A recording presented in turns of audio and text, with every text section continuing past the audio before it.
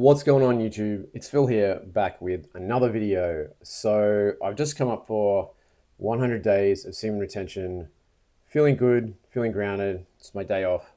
So I thought I'd make another video, and I'm making the videos a bit more thematic. So I've gotten past the 90 days. So rather than do just day updates, I'm going to speak on different themes. So the theme of today is NoFap versus semen retention. So we're going to do a little bit of a comparison.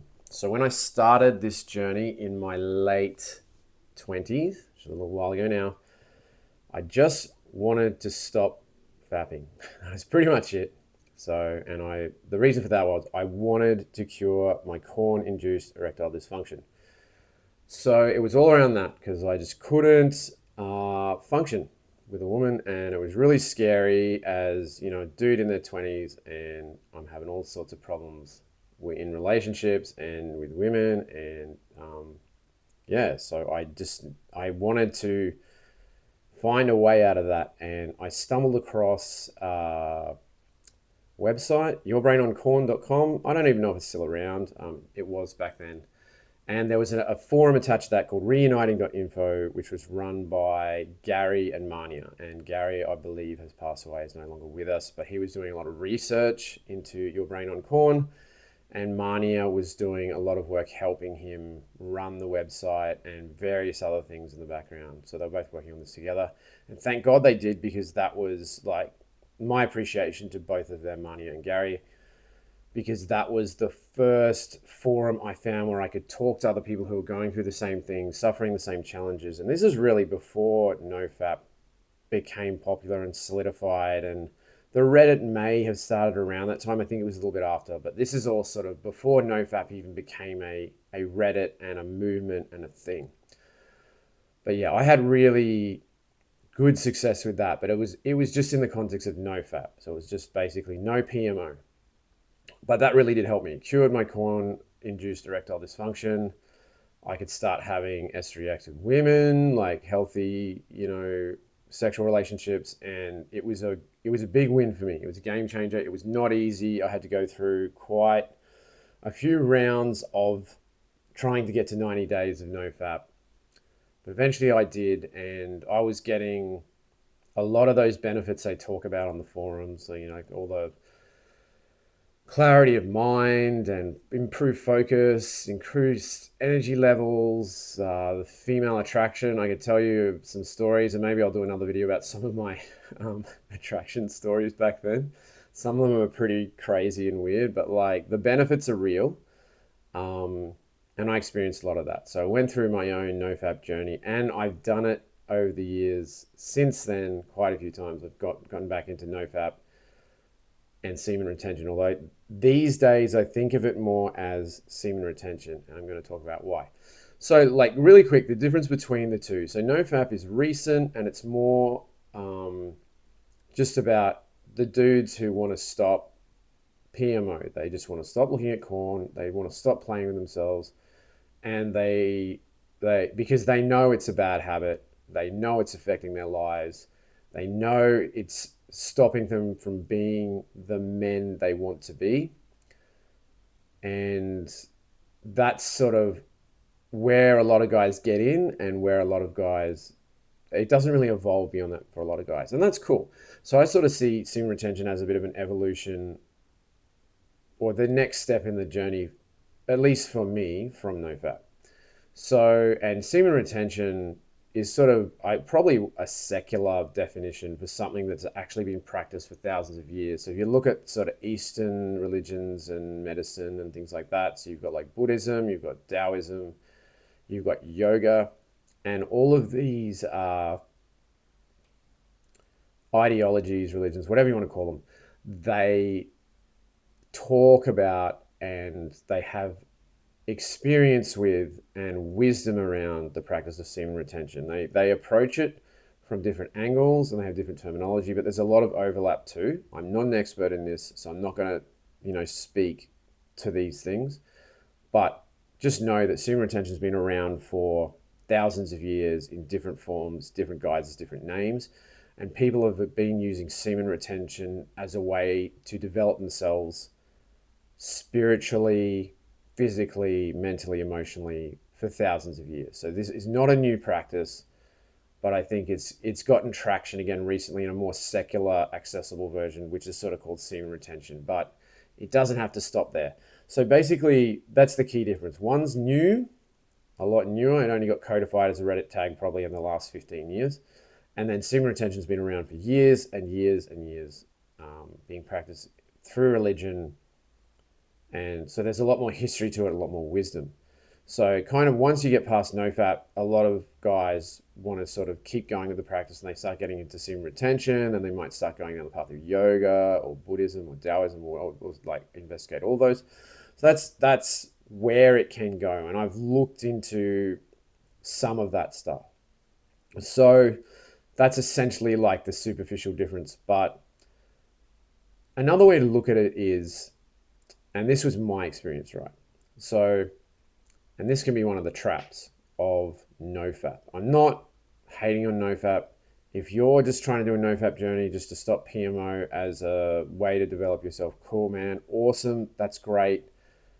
Wherever you are on the journey, I respect it, I salute it. I'm just glad people are waking up to the dangers of PMO and corn and all those things, and they're trying to do something about that, trying to improve themselves. That's awesome, bro. So if you're doing that, mad props to you. Good on you. Really stoked that you're looking at this and on the journey. So there's no judgment here wherever you are at the journey. I'm not some guru. I'm just talking from my experience, and I've probably had a little bit more experience than some. So I'm just talking about my experiences. But one of the things I've noticed with comparing semen retention to NoFap is more about, it's what it says. It's NoFap, so it's no PMO, and that's pretty much as simple as you can describe it. There are different ways of doing it. There's hard mode, easy mode. We're not going to get too much into that.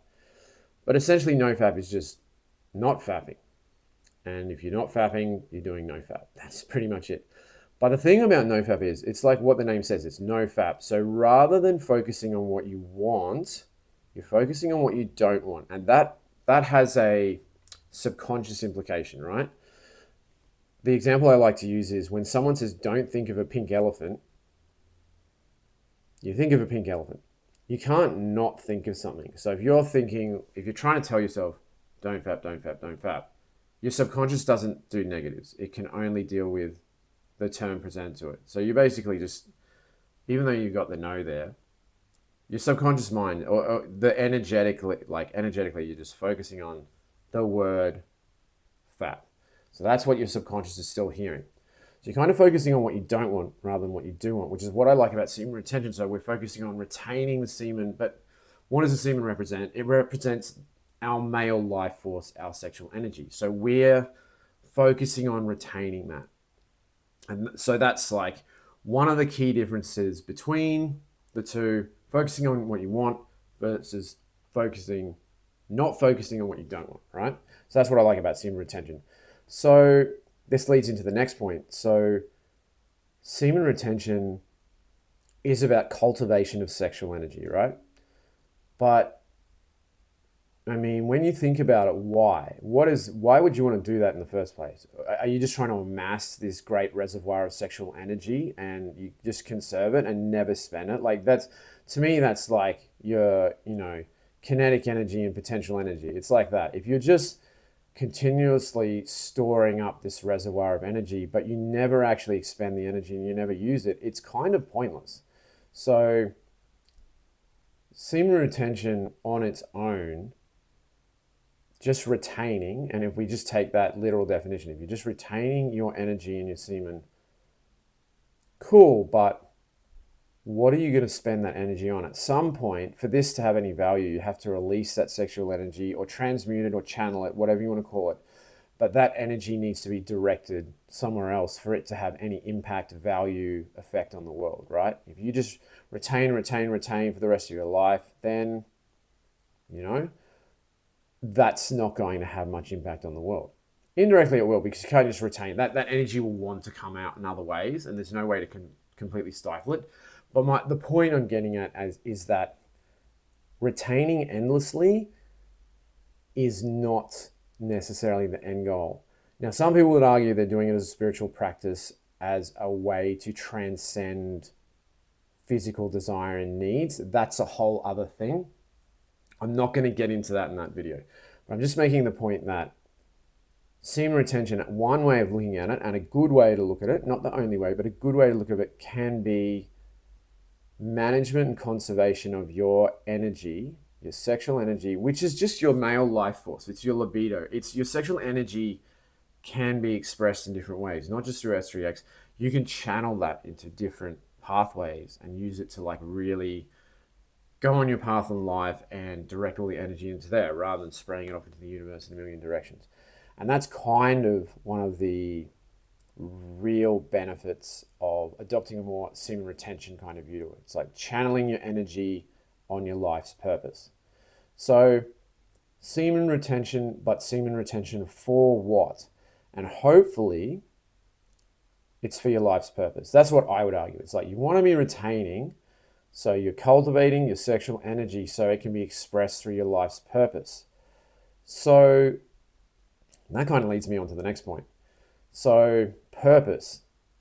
A lot of people have no idea what their purpose is. And I'm not saying that I'm enlightened, I know what my purpose is, but I've got a pretty good idea. And I know what my purpose is not. And sometimes that's if you struggle with what your purpose is, just figure out, if you don't know exactly what you do want and what your purpose is and where you should be and what the path definitely is, if that doesn't just, some people are called, it jumps out at them, they're like, I'm going this way, I've always felt compelled to go this way, I know exactly what the way I want to go, and they just start going.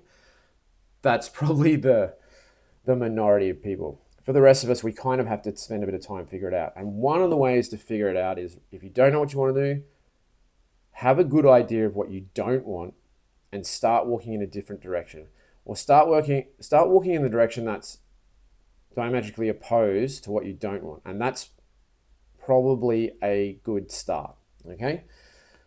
And purpose is something that can be difficult to figure out, but if that's too overwhelming, just think about pathway.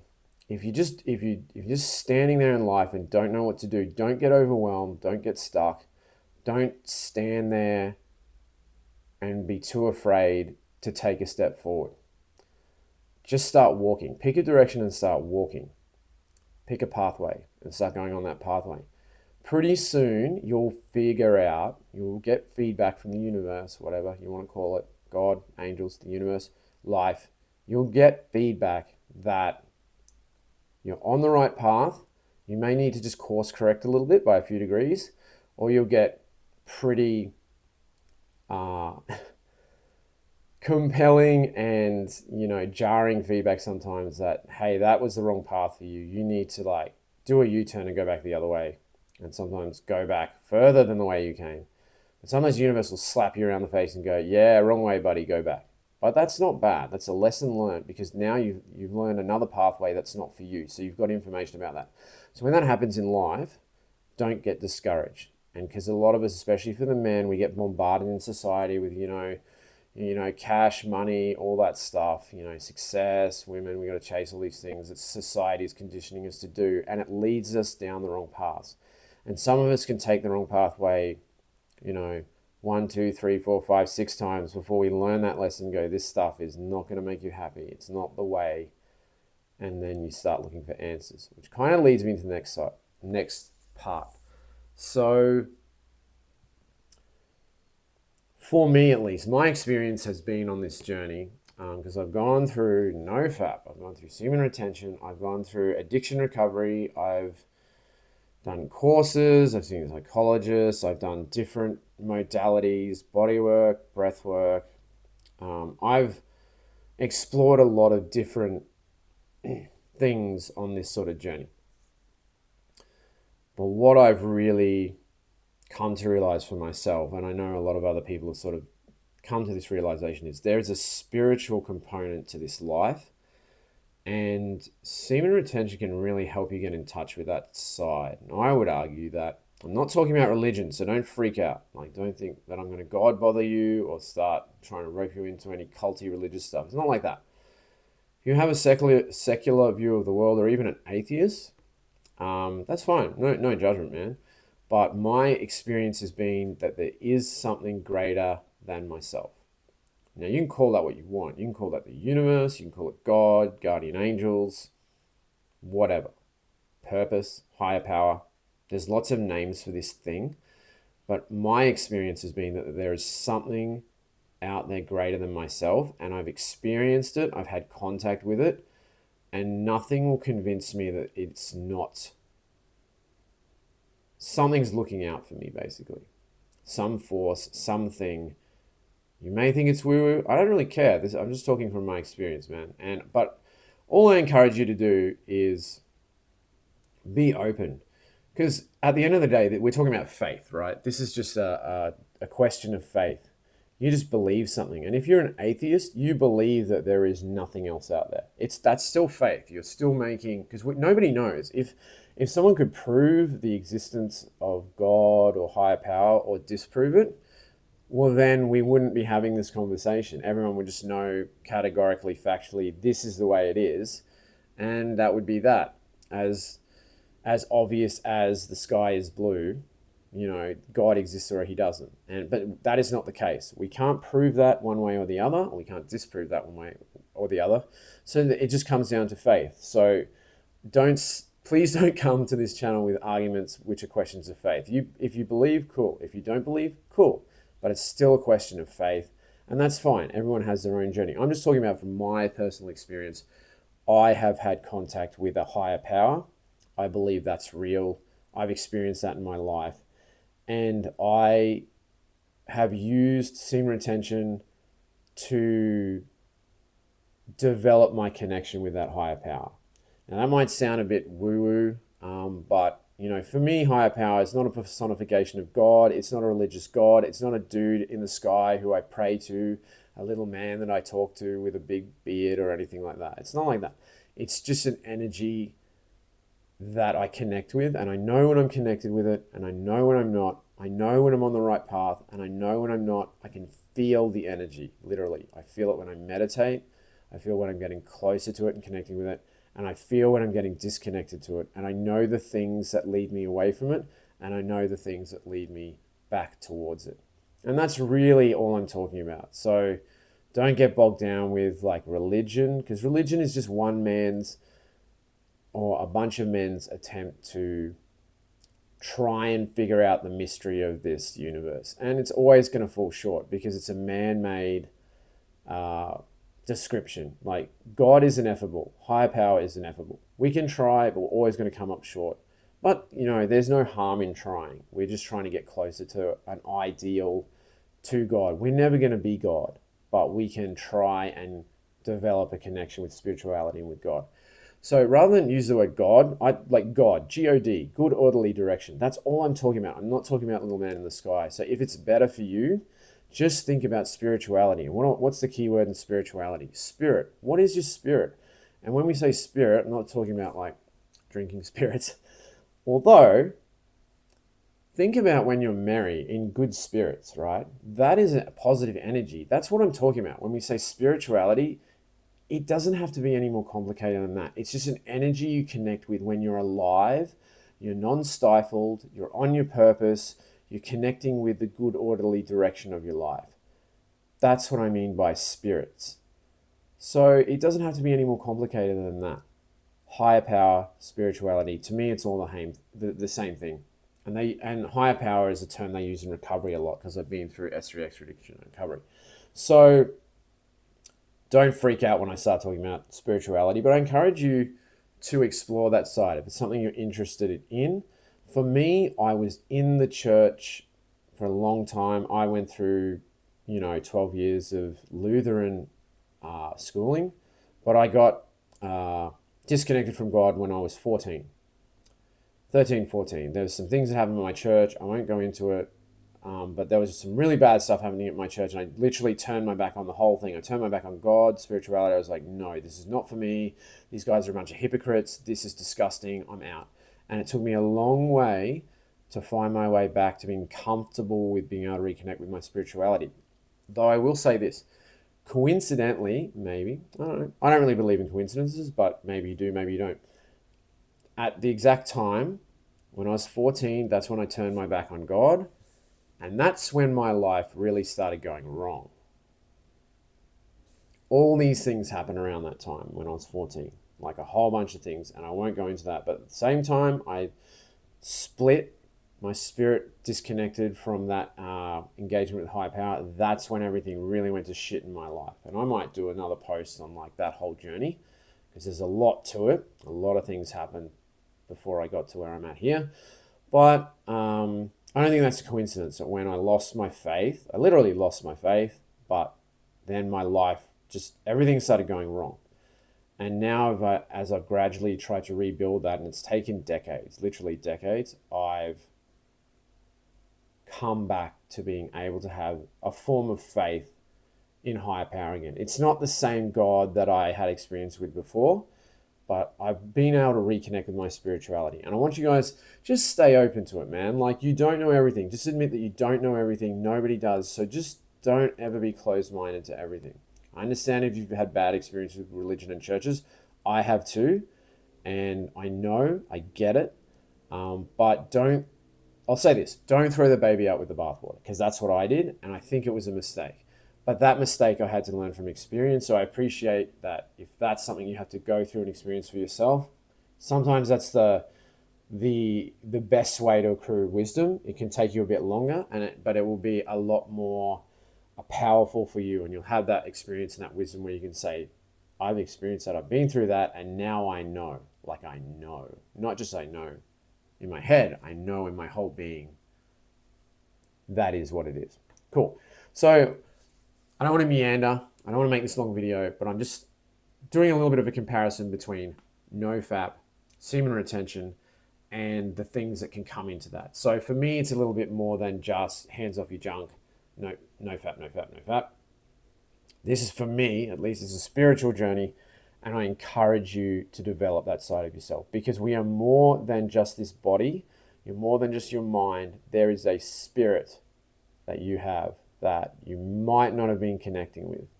And leave yourself open in connecting with your spiritual side, man. I think you'll find you'll be pleasantly surprised. So I'm going to leave it there for today. If you're tuning in, really appreciate you tuning in. Thanks for tuning in. Phil signing off for another video. If you're on the journey, doesn't matter if you're 1 day, 10 days, 100 days, 1,000 days, drop a comment below. Let us know how you're going. We're all in this together. I'll see you on the next video.